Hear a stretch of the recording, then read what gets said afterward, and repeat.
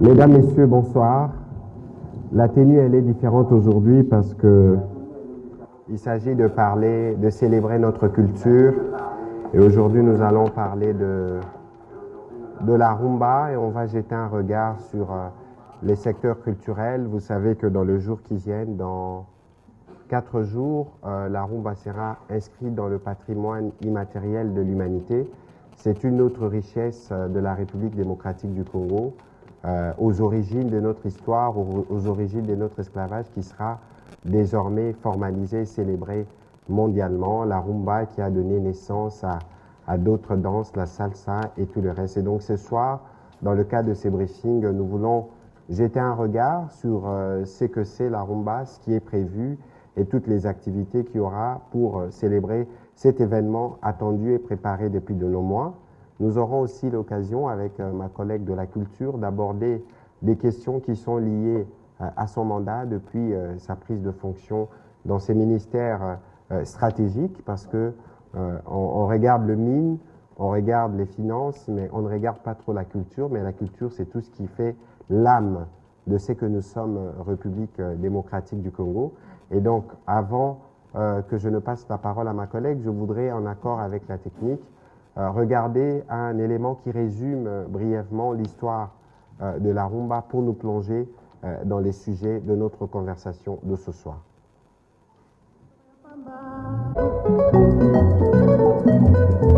Nous avons maîtrisé la guitare avec les 10 doigts de façon étonnante. Ça, c'est nous. Ça se trouve dans le sang. Cette musique congolaise a eu la chance de coloniser pendant des décennies et des décennies l'Afrique noire.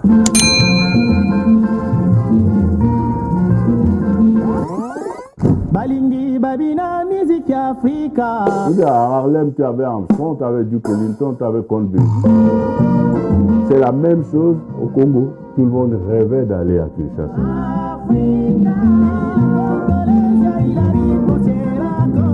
Jimmy Cliff s'est étonné pour dire ces Congolais-là sont des vrais sorciers de la guitare.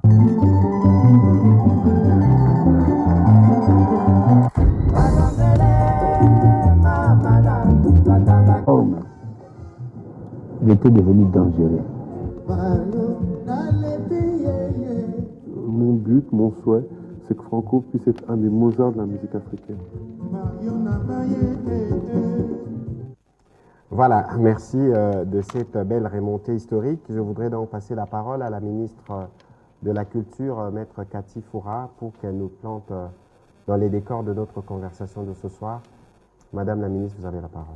Merci beaucoup, Excellence, cher collègue Patrick, pour cette opportunité qui m'est offerte de parler de mon ministère et de parler de l'actualité de la rumba.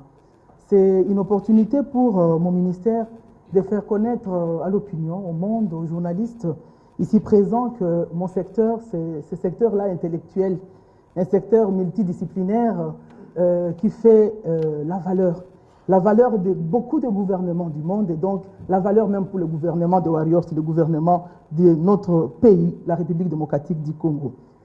Je m'aimerais ici profiter pour cette occasion, remercier d'abord les précurseurs de la rumba, parce que c'est la rumba qui est l'actualité aujourd'hui. Je remercie les précurseurs de la rumba qui ont fait qu'aujourd'hui, nous puissions être célébrés, nous les Congolais. Ici, par précurseurs, je vois tous ceux-là, tous les faiseurs de la rumba, les artistes musiciens, certainement les littéraires, les grands écrivains, les grands sculpteurs qui ont essayé de valoriser la rumba. L'occasion ici de les reconnaître et de les féliciter pour ce grand travail d'esprit, ce travail matériel, mais qui est reconnu par des générations et par le monde. Je ne peux pas manquer vraiment de remercier les chefs de l'État, le président de la République, lui qui a cru à l'homme congolais, lui qui a cru aux artistes en plaçant non seulement sa vision sur les thèmes culturels, mais aussi profitant de son mandat à l'Union africaine, qu'il a placé encore sous le thème de la culture. Il a intitulé « Culture, art et patrimoine, levier pour construire l'Afrique que nous voulons ».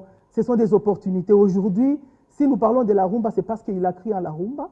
Cette vision-là de la rumba, il a dit « La rumba devra être inscrite au patrimoine, à la liste représentative du patrimoine immatériel de l'UNESCO. Voilà, aujourd'hui, ça arrive, c'est un aboutissement. Il faut lui dire merci pour avoir cru en la rumba. On ne peut pas oublier de remercier le chef du gouvernement, le Premier ministre, qui a placé aussi cela dans les priorités de son programme du gouvernement, en disant que la rumba va être inscrite et nous devons promouvoir cette rumba. De rêves qui sont devenus des réalités, nous disons grand merci. Je ne peux pas oublier, vraiment oublier de remercier tous ces Congolais, les amoureux de la rumba, les amoureux de la rumba au Congo, les amoureux de la rumba en Afrique et partout au monde. Ils ont leur droit de citer ici, doivent être reconnus pour avoir cru en cette identité culturelle, et nous devons nous célébrer parce que la rumba nous appartient, aujourd'hui reconnue au niveau du monde. Je ne peux pas manquer de reconnaître le travail de mes prédécesseurs. Je suis arrivé aux affaires, c'était en avril 2021, quand il y avait un grand travail qui a commencé il y a longtemps. J'ai eu plusieurs prédécesseurs qui ont travaillé sur les dossiers, et lorsque j'arrive, quand c'est l'aboutissement du dossier, pour moi c'est vraiment un honneur et c'est un prestige, c'est un succès que moi je vienne lorsque les choses évoluent, donc qu'ils trouvent ici l'expression de ma reconnaissance, et je le célèbre en même temps que le comité national, un comité technique qui a été mis en place et qui s'est mis à travailler pour que la rumba soit constituée en tant que dossier, présentée en tant que candidature et acceptée. Et je ne peux pas oublier de remercier le comité de l'UNESCO qui a reconnu que la rumba devait être inscrite et qui nous a promis aujourd'hui, c'est une réalité. Lorsque je dois parler de mon ministère, notre ministère, la culture, art et patrimoine, je me dois de parler des tâches qui sont reconnues à notre ministère. C'est beaucoup de tâches et se trouvent être réunies dans les piliers 15, 61e et 62e axes stratégiques, où on me donne ce que je dois faire, où on donne au ministère de mettre en place, d'exécuter, de réaliser des actions, vraiment des actions d'envergure, dans la direction de la production et de la promotion culturelle et artistique, mais aussi les recrutements des administrateurs de l'industrie cinématographique, la promotion des œuvres culturelles et cinématographiques, le règlement de conflits qui existent au sein de Soneka et de la Sokoda, et de créer des festivals de cinéma, et le gouvernement a parlé d'un festival au Capi, mais aussi de sensibiliser la population sur l'imagination créatrice et d'ériger des mémorials, mais aussi de créer de l'économie culturelle. Il y a beaucoup de choses à faire. Il y a l'organisation des grands prix, le Grand Prix congolais de la culture et des grandes œuvres artistiques. C'est vraiment des tâches très importantes. Il faut faire le suivi des reconnaissances de la rumba, ce que nous sommes en train de célébrer aujourd'hui. Donc, il y a de l'avancée par rapport à ce point-là. Il faut valoriser les sites d'esclaves et de mémoriaux. Il faut créer de l'académie de la langue et beaucoup d'autres tâches. J'essaie un peu d'énumérer au moins 20 ou 22, mais il y en a quand même ceux qui sont prioritaires et nous sommes en train de nous mettre au travail. Alors, qu'est-ce qui a été fait jusque-là? Nous avons réalisé des choses en passant par des stratégies. Et les stratégies que nous avons réalisées, ce sont des stratégies d'abord de la politique culturelle. Nous avons essayé de voir d'où est-ce que nous devrions commencer. On a commencé d'abord à travailler avec la diplomatie, c'est-à-dire les ambassadeurs des différentes représentations ici dans notre pays. Mais aussi, nous avons essayé de travailler et de voir comment nous pouvons nous mettre à la place du monde en isant de la modernisation, mais aussi du numérique. Et nous avons approché les collaborateurs qui ont ça comme technicité. Ils sont nationaux, mais aussi ils sont étrangers. Ils sont passés à notre ministère et nous avons utilisé ça comme stratégie de mettre en place et mettre en œuvre les tâches qui nous sont confiées par les programmes du gouvernement. Mais aussi, nous faisons une grande collaboration interministérielle, dont avec le ministère des Communications, que je remercie ici, et le ministère du Tourisme, le ministère de l'Économie, le ministère des Affaires étrangères, l'intégration régionale. Vraiment, c'est avec pratiquement tous les ministères, une chose pour nous montrer la transversalité de la culture dans pratiquement tous les domaines de notre pays. Mais aussi, nous n'avons pas oublié d'approcher les initiés. Nous avons approché les initiés, c'est-à-dire les gens, les culturophiles, si je peux me permettre le terme, ces gens-là qui ont comme la culture comme travail, les gens qui ont écrit sur la culture, les gens qui ont travaillé, les prédécesseurs, les gens qui ont contribué à la reconnaissance et à la mise en place de grands programmes de notre pays autour de la culture. Nous avons vu les experts et nous avons contacté beaucoup d'autres gens ici au pays comme à l'étranger. Nous avons été en contact avec les artistes eux-mêmes, avec des sénateurs, avec de parlementaires qui ont les soucis de voir la culture et devenir ce centre d'attraction, cette base pour que notre identité puisse être reconnue. Nous avons aussi utilisé et nous avons choisi aussi la voie internationale. Nous avons essayé de voir qu'est-ce que le domaine des Nations Unies prévoit pour la question de la culture, mais aussi profitant du mandat du chef de l'État au niveau de l'Union africaine, nous sommes aussi allés nous ressourcer auprès des organisations, des structures africaines sur la question spécifique de la culture, et nous avons vu vraiment ceux-là qui sont les plus initiés. Bref, notre ministère a des choses à faire et à réaliser des choses. Certainement, on va nous demander concrètement qu'est-ce que vous avez fait depuis que vous êtes là. Pour la diplomatie, par exemple, culturelle, qu'est-ce que vous avez réalisé? On a réalisé beaucoup de choses. D'abord, nous avons ratifié, c'est la première chose, parce que lorsque nous avons fait l'état des lieux de notre secteur, nous avons commencé par les états des lieux, et avec l'état des lieux, nous avons essayé un peu de trouver qu'il y avait beaucoup de choses à refaire. Il fallait qu'on mette en place, il faut qu'on mette en place un cadre juridique pour encadrer, pour accompagner les secteurs. Et le cadre juridique existant a besoin d'être mis à jour. Et beaucoup d'autres textes, il y a des textes internationaux qui avaient besoin d'être ratifiés. Et ce qui a été fait depuis que nous sommes aux affaires, il y a la charte de la renaissance culturelle africaine qui a été ratifiée par notre pays depuis le 9 novembre 2021. Et c'est profitant de la présence du chef de l'État à l'Union africaine que nous avons pensé que c'était une priorité, parce qu'on ne peut rien faire sur la question de la culture sans base juridique.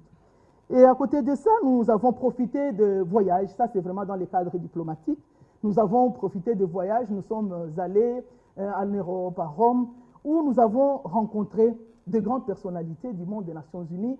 Et là, j'ai eu l'occasion personnellement de rencontrer la directrice générale de l'UNESCO. Et j'ai essayé un peu d'obtenir de lui l'appui pour l'inscription de la rumba. Elle m'a promis, et voilà que c'est une chose déjà réalisée. Je me dis que c'est un succès.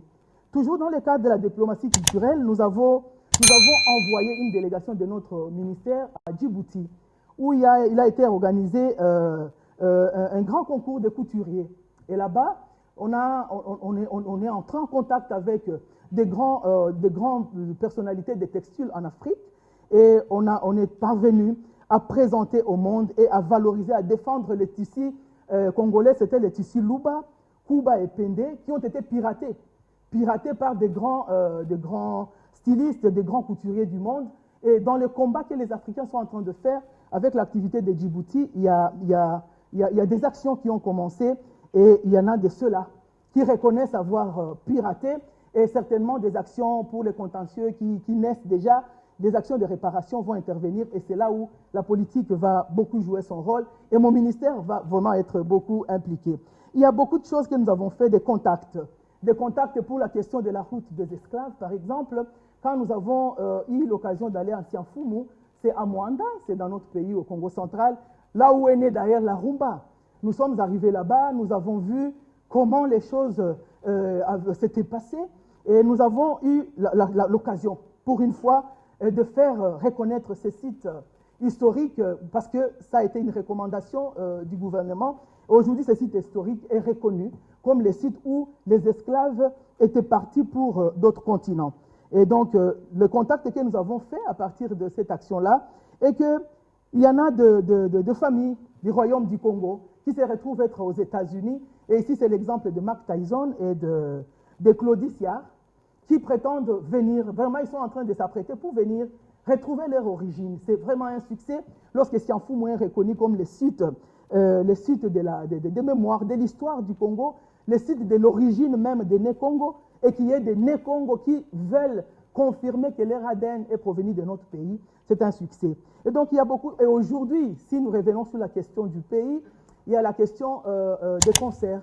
Il y a des concerts qui ont raté sur l'espace européen, précisément l'espace Schengen, où nos artistes musiciens se sont vus être rejetés parce qu'ils ne pouvaient pas organiser leurs concerts là-bas.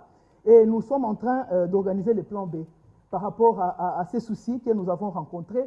Et on est en train de voir dans quelle mesure, bien évidemment, ça sera avec l'accompagnement de mon collègue de médias, comment nous pouvons organiser des concerts en live ici sur place et qui vont être diffusés dans le monde. Donc c'est possible. Si on nous bloque au niveau de l'extérieur, il y a quand même des choses et ce sont des tâches que le gouvernement nous a données d'organiser. En tant que producteurs, nous avons cette force de faire cela. Et donc, nous sommes aussi en contact avec la coopération belge. La coopération belge qui vient d'inscrire pour la première fois, vraiment pour la première fois dans son programme quinquennal, la prise en compte du secteur culturel congolais. Et moi, je me dis que c'est un succès parce que nous avons fait vraiment beaucoup d'actions de diplomatie.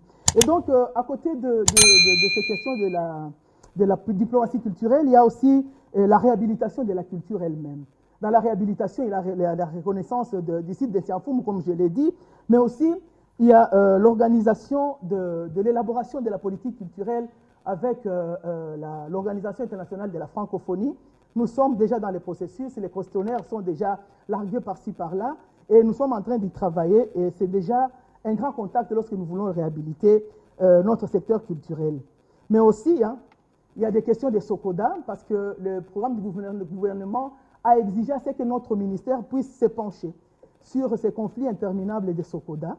Et nous avons essayé de faire dans l'arbitrage notre rôle, parce que c'est ce qui était souhaité. Nous sommes le ministère des tutelles par rapport à cette structure de SOCODA.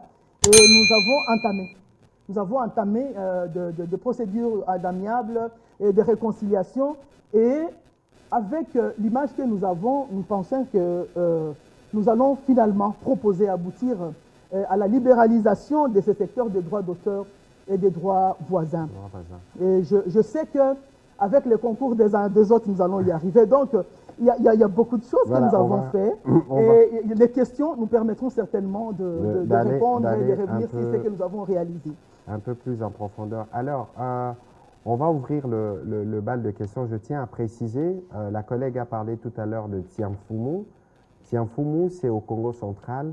C'est les points de départ des esclaves congolais et qui ont fini en Amérique. Et donc, le site a été reconnu et certains, donc, éminentes personnalités et célébrités bien connues, comme Mike Tyson, estiment que les racines s'y trouvent ici. Il faut rappeler aussi que c'est ceux qui partaient d'ici à partir de Tianfoumoum, les mouvements de pieds, les battements de jambes et les bruits qu'ils faisaient, c'est là que la rumba a trouvé ses origines. Et donc, vous voyez que nous avons plus d'une raison de nous célébrer, de considérer que nous avons joué un rôle de premier plan dans l'histoire de l'humanité et que, en tant que République démocratique du Congo, nous avons ces ferments culturels que nous devons célébrer et qui doivent nous rattacher. Alors, on va ouvrir le chapitre des questions pour aller... Madame la ministre, la rumba, classée dans le patrimoine immatériel de l'UNESCO, vous l'avez dit, oui, mais cette rumba est exécutée par nos artistes et musiciens. Vous l'avez évoqué ici, le cas de ceux qui prestent dans l'espace Schengen, qui sont toujours vus refusés à cause de la situation de sécurité ou de l'insécurité, qui sont l'œuvre de nos compatriotes, qui sont de la diaspora. Tout à l'heure, vous avez dit que vous êtes en train de réfléchir sur le plan B, organiser des lives ici. Est-ce qu'on peut comprendre par là que c'est un aveu d'échec que vous, gouvernement, ou vous, ministres, vous êtes incapables de convaincre nos compatriotes qui sont à l'étranger pour accepter que nos musiciens jouent là-bas, comme c'est le cas de la musique ouest-africaine avec ça. Deuxième, qu'est-ce que vous nous éclairez sur les situations de la SOCODA, SONECA, vous l'avez évoqué ici. Nous avons appris que la SONECA continue à percevoir les droits d'auteur et droits voisins, alors qu'elle devait disparaître avec la SOCODA. Qu'en est-il au juste? Vous avez aussi évoqué le cas de la dernière question, c'est la prise en charge de nos artistes et musiciens. On sait chaque fois quand un artiste et musicien meurt, c'est toujours des actes philanthropiques, des cotisations. Mais vous, en tant que gouvernement, qu'en est-il pour, par exemple, la mutuelle de santé ou la prise en charge des artistes et musiciens? Merci. Nous avons hérité de cette situation où nos artistes musiciens ne peuvent pas prester à l'extérieur pour des raisons de motivation politique qui sont connues. Mais lorsque nos compatriotes qui sont à l'étranger font des fêtes, c'est avec notre musique qu'ils dansent. C'est étrange, à la limite incompréhensible. Comment pouvez-vous refuser que vos compatriotes se produisent et vivent de leur art finalement, mais lorsque vous fêtez, vous l'avez. Je crois qu'il y a un problème des dialogues et d'échanges et des discussions. Dernièrement, lorsque j'étais à Paris, j'ai eu des discussions sur ce sujet avec des officiels, mais y compris avec les communautés congolaises qui se trouvent là-bas. Je pense que l'option au niveau du gouvernement même est déjà été levée pour que nous puissions prendre en main la question. Parce que nous considérons que nous perdons de l'espace et qu'aujourd'hui, quoi qu'il en soit, nous devons voir avec les pays dans lesquels nos artistes doivent se produire, qu'est-ce qui peut être fait, parce qu'il faut utiliser la puissance publique pour être en mesure que nos artistes se produisent. De toute évidence, les artistes ne pouvaient pas se produire parce qu'il y avait des motivations qui sont d'ordre politicien ou politique. Aujourd'hui, c'est le président de la République, Félix-Antoine Tshisekedi, qui est au pouvoir.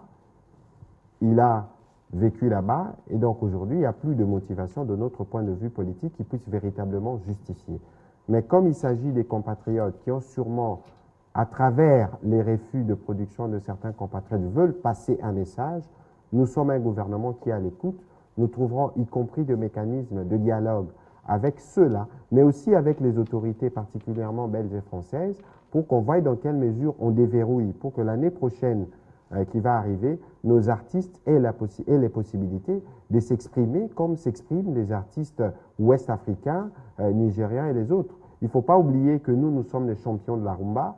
La rumba sera consacrée dans les jours qui viennent à Paris. Normalement, cela devait se faire accompagner par une grande production culturelle de la rumba. Et je crois que les contraintes du Covid perturbent un peu, mais nous allons fignoler une stratégie qui permettra à nos artistes musiciens de se reproduire en Europe.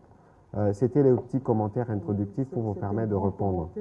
Collègue, merci. Je voulais renchérir ce que mon collègue venait de dire.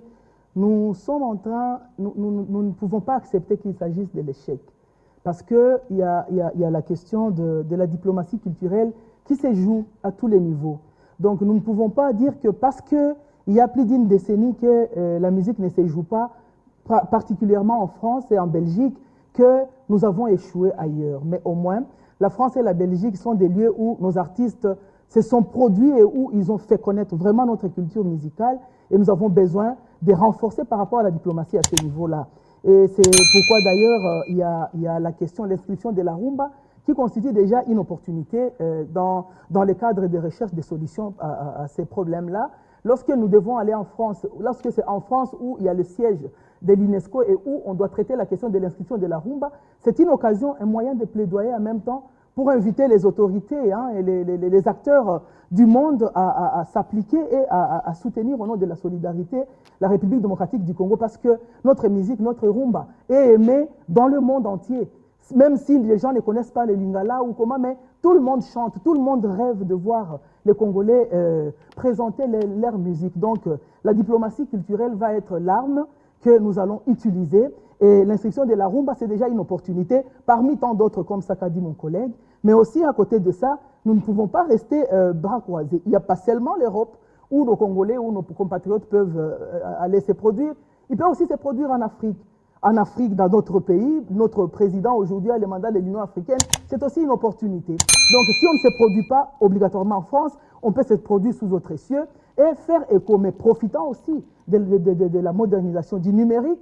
On peut se produire ici et les compatriotes de la France et de la Belgique peuvent toujours suivre notre musique. Donc nous n'avons pas baissé les bras, nous ne sommes pas défaitistes par rapport à cette question-là, nous continuons à fournir des forces. C'est pourquoi j'ai parlé du plan B.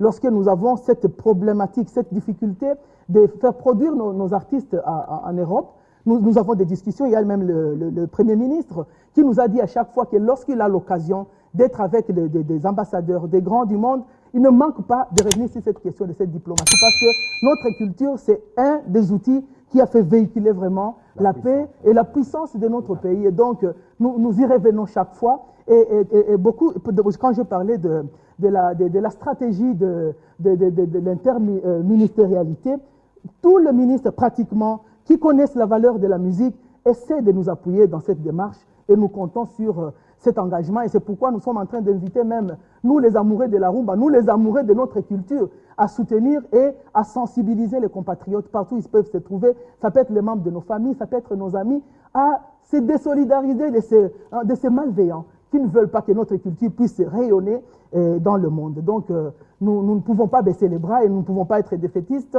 Nous espérons qu'avec le courage que nous avons et la détermination, nous allons y arriver, mais nous demandons l'appui de tout un chacun pour que ceci soit une réalité.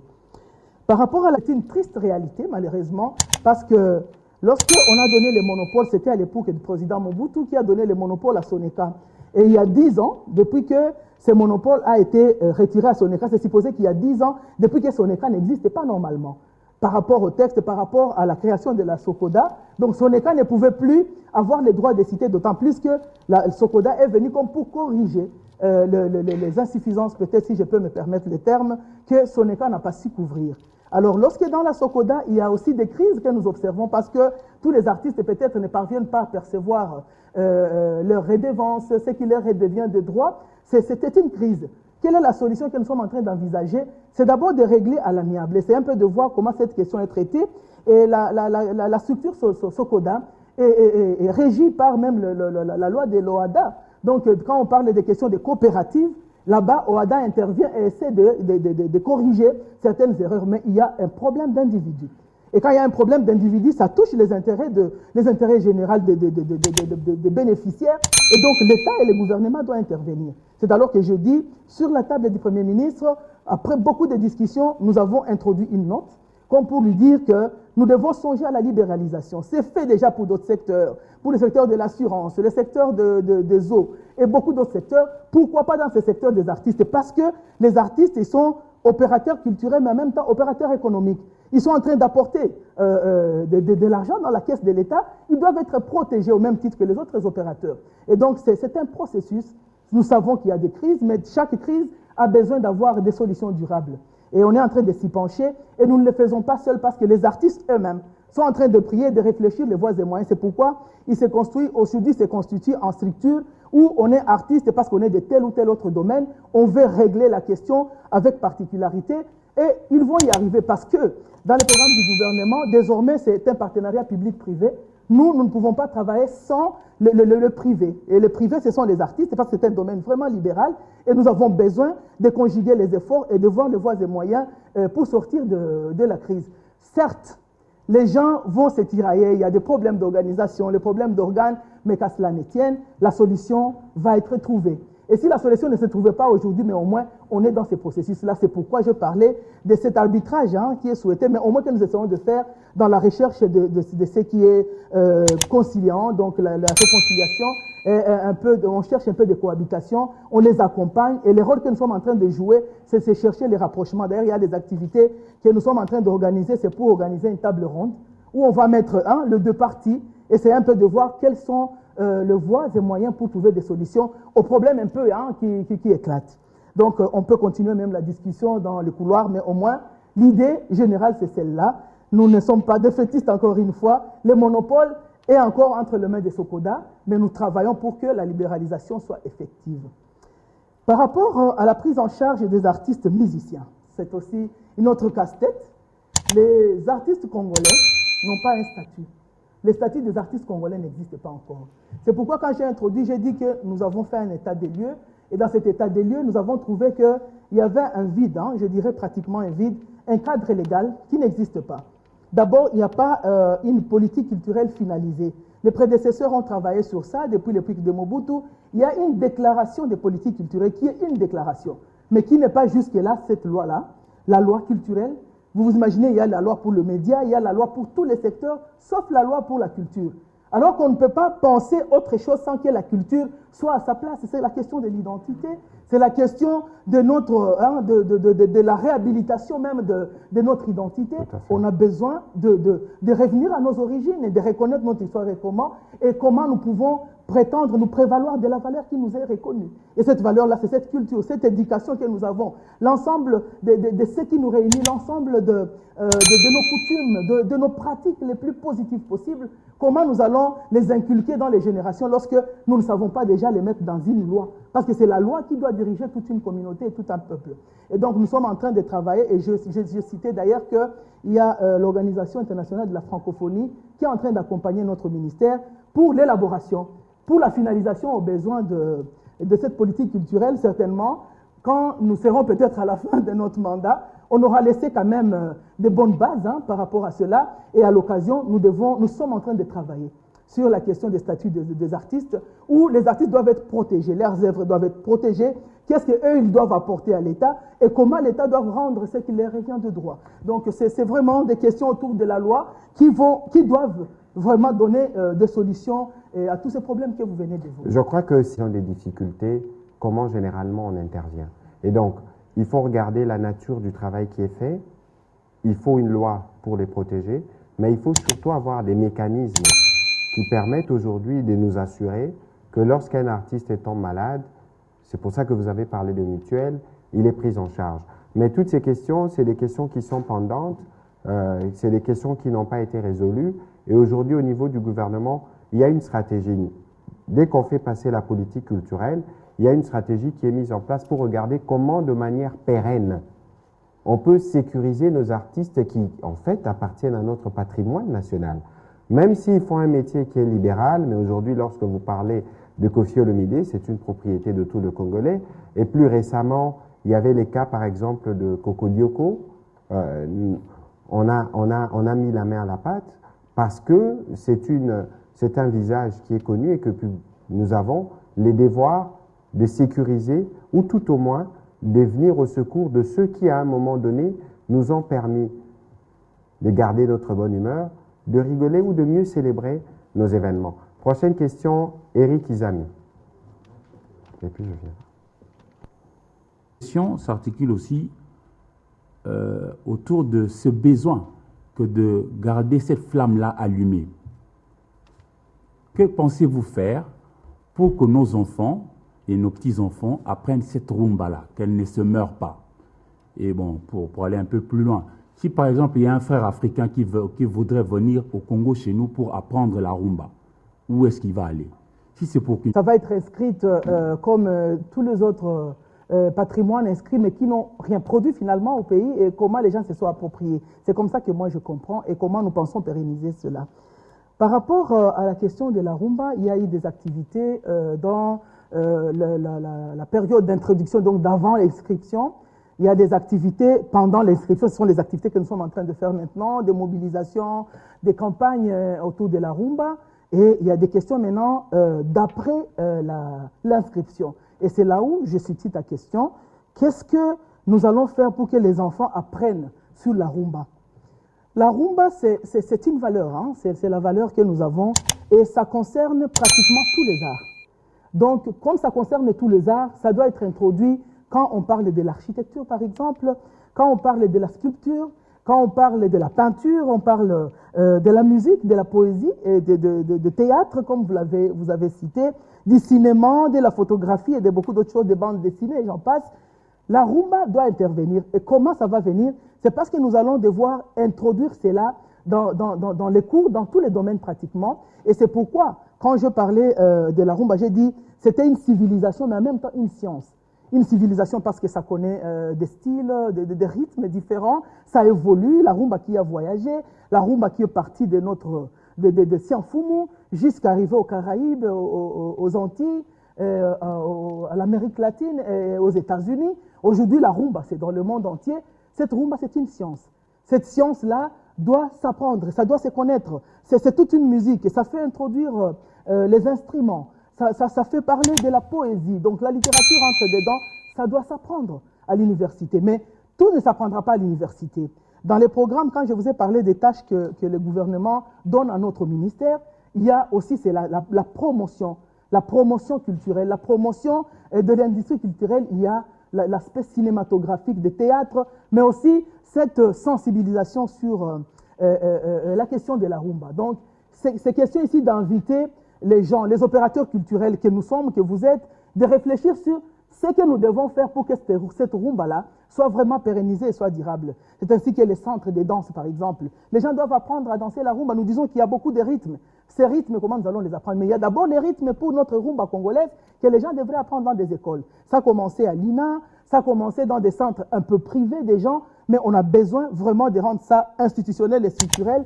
Et dans les programmes qui m'ont été donnés, les programmes par rapport aux tâches qu'on donne à mon ministère, c'est de mettre en place ces genres de structures. Si je ne sais pas le mettre, du moment qu'il y a un partenariat public-privé, c'est de proposer aux partenaires qui peuvent le faire, de le faire et de faire entrer dans l'industrie cinématographique de notre pays, l'industrie culturelle, ces avancées, hein, cette valeur ajoutée. Donc c'est une idée en même temps, vous me posez la question, mais c'est une idée que vous nous donnez de voir la matérialisation même de la tâche que le gouvernement nous donne. Vous dites il n'y a pas de salles de production, effectivement, parce que les salles que nous avons déjà pour notre secteur, ce sont des salles qui doivent disparaître. Évidemment, hein, c'est un patrimoine physique qui existe, mais qui est vraiment en état de délabrement très avancé. Vous arrivez dans la salle de Zo, vous arrivez dans la salle Mongita, et beaucoup d'autres salles que vous connaissez mieux que moi, vous les Quinois et vous qui venez d'autres coins du pays où il y a des patrimoines physiques, des immeubles. Vous savez l'état de détérioration qui existe déjà. Donc le souci est de mettre ceci en place. Un appel d'ailleurs à lancer aux opérateurs économiques, parce que finalement, la question culturelle, c'est la question des opérateurs économiques.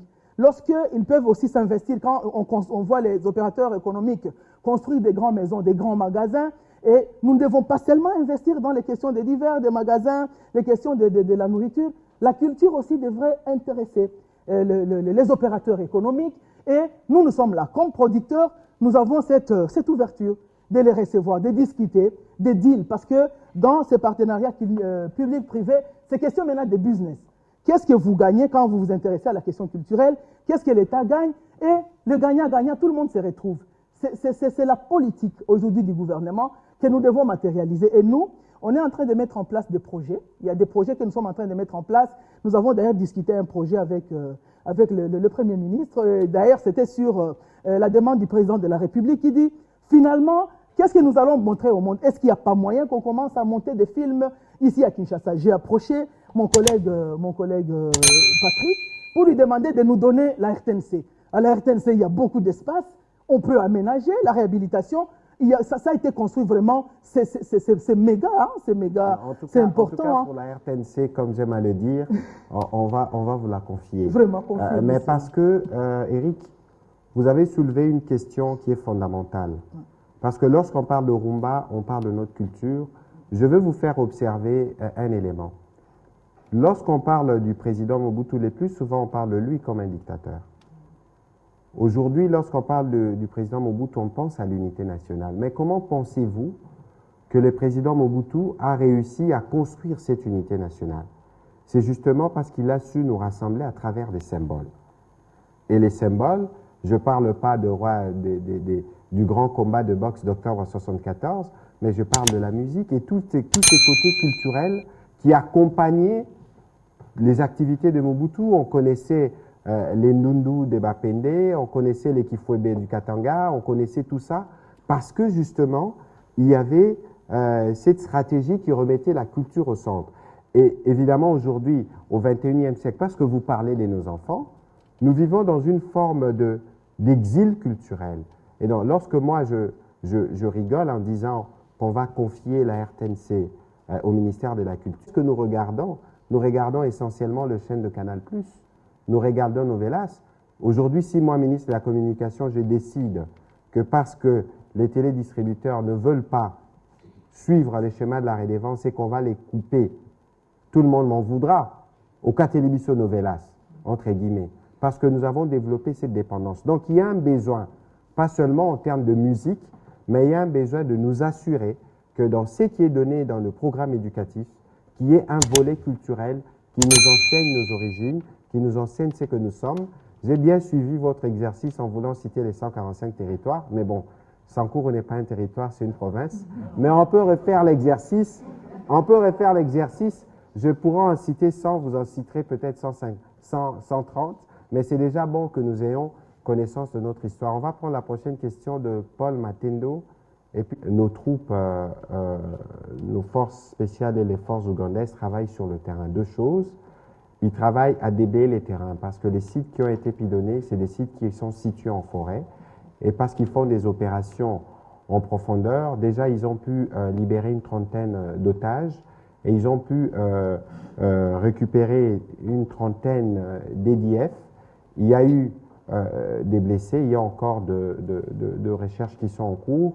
Les moments venus quand les bilans seront établis, parce que les zones qui ont été touchées, c'est des zones qui sont assez excentrées et pas très accessibles par voie routière. C'est pour ça que pour le moment, il y a des travaux des génies qui se font entre les forces armées ougandaises et les forces de la République démocratique du Congo dans cette partie du pays pour déblayer les axes à la fois pour les populations et pour permettre aux engins militaires d'avoir accès à des sites qu'ils ne pouvaient pas, auxquels ils ne pouvaient pas accéder justement parce qu'il n'y avait pas d'infrastructure. Et toujours sur ce registre, je crois que vous avez suivi que le ministre de la Défense de l'Ouganda séjourne en Ituri, où séjourne aussi notre ministre de la Défense. Le tout s'est fait dans le cadre de la consolidation des efforts et des mutualisations que nous avions convenus. Aujourd'hui, le vice-premier ministre des Affaires étrangères a réuni tout le corps diplomatique pour leur faire part justement de la volonté commune des deux États de travailler pour mettre fin à cet ennemi commun qu'on appelle EDF, donc ces mouvements terroristes. C'est aussi les lieux de mentionner. Vous avez suivi que mardi dernier, il y a eu signature d'une directive conjointe entre nos forces armées de la République démocratique du Congo et la MONUSCO, parce que nous avons lu beaucoup de choses disant que la MONUSCO était hostile, disant que la MONUSCO ne devrait pas jouer un rôle dans ce qui se passe, mais vous savez, il y a la MONUSCO qui est une force qui opère en République démocratique du Congo, donc il y a un besoin forcément de faire un partage d'informations, d'assurer une bonne coordination. Et donc, nos troupes et les troupes ougandaises vont mener les opérations suivant le plan convenu, mais il y a bien évidemment un rôle qui a été défini pour les éléments de la MONUSCO, qui est principalement celle de la protection des civils et des différents appuis. Je n'ai pas les détails de ce qui a été convenu, mais... Janet, qui s'approche pour vous poser la question de savoir, vous êtes frère des Kofi, vous êtes frère des Fali, est-ce que vous mangez avec... Vous ressemblez un peu à vous ressemblez un peu, qu'est-ce qui se passe? Est-ce qu'ils mangent aussi normalement comme tout le monde? C'est comme si nous étions des petits dieux. Vous vous servez de quoi aujourd'hui pour vendre la rumba? De la langue avec laquelle les artistes chantent ou seulement les rythmiques? Merci beaucoup. Merci beaucoup. On aura encore peut-être beaucoup d'autre temps, on va en parler davantage. D'ailleurs, c'est la période de la rumba, on en parlera encore et encore. Il y a beaucoup de générations. Le Kabasele et le Franco, comme vous avez essayé un peu de les citer, ce sont vraiment ceux de la première génération. Après eux, il y a eu d'autres générations. Il y a eu la génération des Taboulé et des autres. Il y a eu la troisième génération, c'est la génération des Aïko, la génération de Viva la Musica, la génération de stars, beaucoup d'autres noms. Donc, si je ne les ai pas cités, si on ne les a pas présentés, c'est pas parce qu'on ne les reconnaît pas. Ce sont des générations qui sont restées vraiment dans cette originalité avec des ajouts. C'est comme Taboulé, que nous sommes en train de célébrer d'ailleurs, qui a ajouté dans la rumba le Djumsum. Donc, il a apporté cela. Papa Wemba, il est de la deuxième génération et il a apporté les lokolés. Parce qu'on connaît l'instrument principal pour la rumba, c'est les tam-tam et beaucoup d'autres choses qui ont été, le maracas et beaucoup d'autres choses qui ont été utilisées. Aujourd'hui, il y a la guitare électrique, il y a la percussion et tout. Ce sont ces nouvelles générations. Il y a maintenant la quatrième génération qui est la génération de Wenge Musica et de tous les autres que vous avez cités. Une génération qui est vraiment reconnue. Et c'est pourquoi on dit que c'est une science et c'est une civilisation parce qu'on y ajoute des rythmes et ça montre qu'effectivement les choses vont bien. L'image de l'artiste, est-ce que ça a changé? Effectivement, ça n'a pas peut-être beaucoup changé, mais au moins nous avons perdu. Parce que nous n'avons pas fait une grande promotion, peut-être une bonne vulgarisation de nos œuvres. Et le combat que nous connaissons, le combat où on est en train de limiter le rayonnement et l'émergence de notre culture, est un combat qui est mené par les compatriotes. Alors on a besoin que nous puissions quand même nous remettre en cause quelque part et nous ressensibiliser à vouloir promouvoir notre culture. Donc c'est un rôle pas seulement du ministre de la Culture, du ministre de la Communication, mais un rôle pour tous les Congolais. Nous avons besoin de soutenir les artistes tous ensemble et les artistes ont besoin de présenter ce qui va encore remonter un peu cette image que nous avons toujours vendue. J'aimerais beaucoup parler, mais c'est un bon rappel et nous avons besoin de faire cette forte sensibilisation, cette éthique dont je parlais et cette valeur, la valeur que nous avons apportée, que nous ajoutons, doit continuer, nous devons perpétuer cela et nous devons être fiers de nous présenter comme les frères et sœurs de ces gens-là. Et d'ailleurs, moi, je me présente toujours que je suis la grande sœur de Fanny Poupa. Je crois que dans une émission spéciale, parce que nous pensons que la rumba est un vecteur de rayonnement de notre pays, qu'il faut qu'on se l'approprie. Parce qu'entre-temps, lorsque nos musiciens ne peuvent pas se produire à l'étranger, il y a les Nigérians, il y a d'autres styles de musique qui sont créés et qui prennent de l'espace. Si nous voulons garder notre rayonnement, que ce soit en Côte d'Ivoire. Vous avez vu par exemple que Fiel Omide s'est produit au Rwanda récemment. Ça veut tout dire de ce que nos artistes représentent. Je l'ai vu passer par Béni. Je crois que c'est aussi pour ça que les artistes sont importants dans l'histoire collective, qu'à des moments où le pays traverse des moments des difficultés, des guerres, où des populations sont meurtries, sont tuées, qu'il y ait des artistes, ceux qui nous amènent la bonne humeur, qui viennent nous réconforter, c'est des choses qui sont très appréciables.